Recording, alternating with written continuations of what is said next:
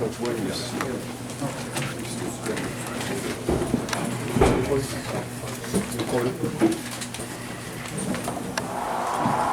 Needless to say, it feels a heck of a lot better than it did a couple of weeks ago.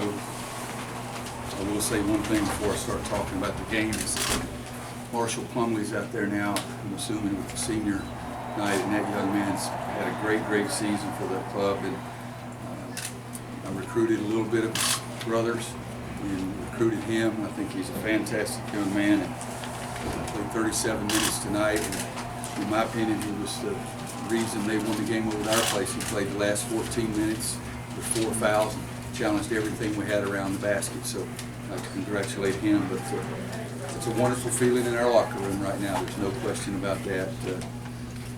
You know, sometimes you say some things that work, sometimes you don't. I reminded our guys of 2012, I guess, when Austin Rivers made the big 3 at the end of the game at our place, and we thought we had the game won, should have had the game won, and we didn't.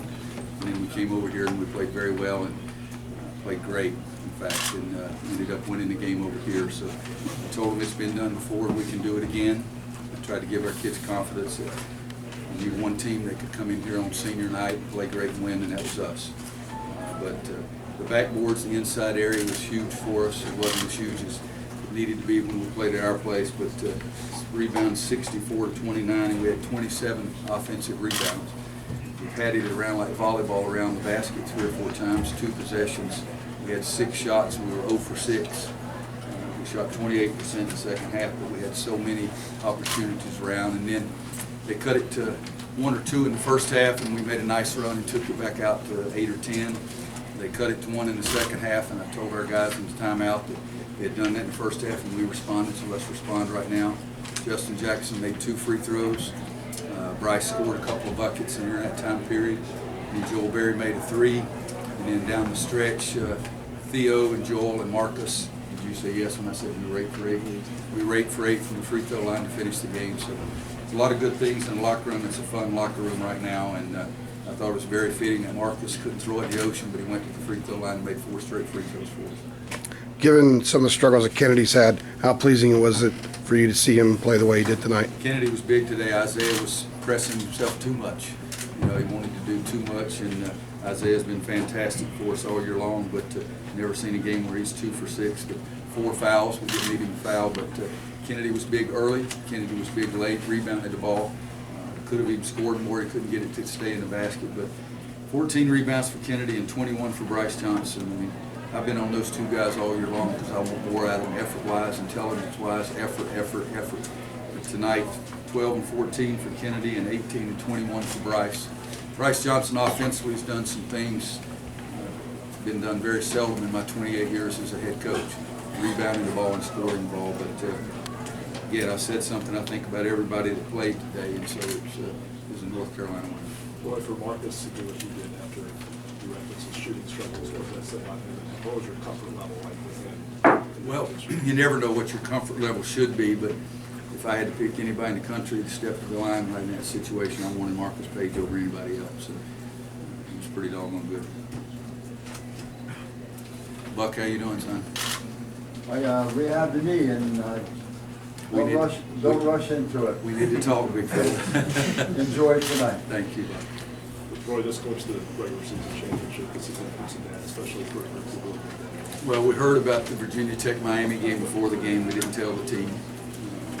We tried to challenge them to, again, that we could win over here and take care of our own business.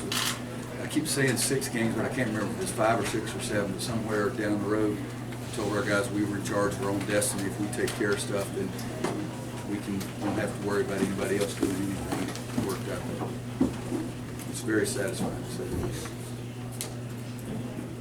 Anybody else? Coach, Yes. you know, they talked about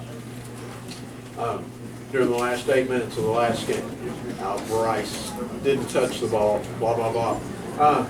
Was that a definite thing on your part? Did you look for him down the stretch? Did he want it down the stretch? We looked for him the first minute of the game, the 19th minute of the game, the 32nd minute of the game. He and Kennedy and Isaiah were about to drive me crazy. because I wanted to flash in the middle of that zone even harder. And we sort of sashay in there, but we wanted to get it. And I told them one of the timeouts, they were short arming their shot, shoot the daggone basketball.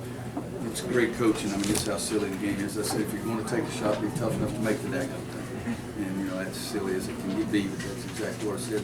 But we were trying to go inside every minute of the game because we've got a size and a depth advantage in the inside. Roy, what does it do confidence-wise to kind of win in this way? To first beat first-ranked team since, I think, Michigan State a couple seasons ago, and also to have the lead, kind of lose that lead, but still, as you said. Well, one other thing we said at halftime is they're going to make runs. They're a really good team. It's our job to answer them. And I've always felt like Duke was really good defensively, but you need to score against Duke because they can make so many significant runs. And, you know, 2 of those threes there at the end, I wanted him to be shooting the ball. I just didn't want it to go in like that.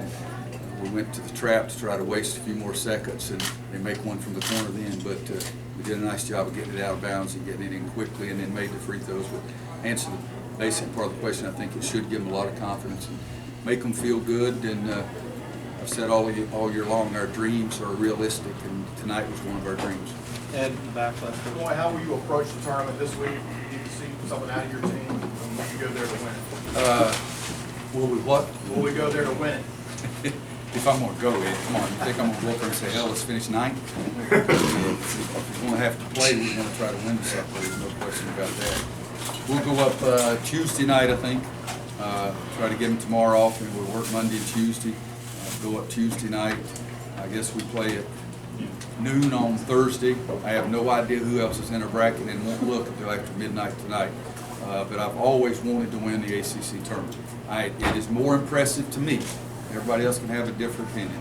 Opinions are like noses. Everybody's got one. But it's always more impressive to me to win the regular season because it's 18 games, it's 3 months. But I like winning a tournament too. And we've had some good teams that won the tournament. We've had some good teams that didn't. And I don't think it has any bearing on what happens after that. Anybody else? Okay, thank you. Thanks, guys. One note.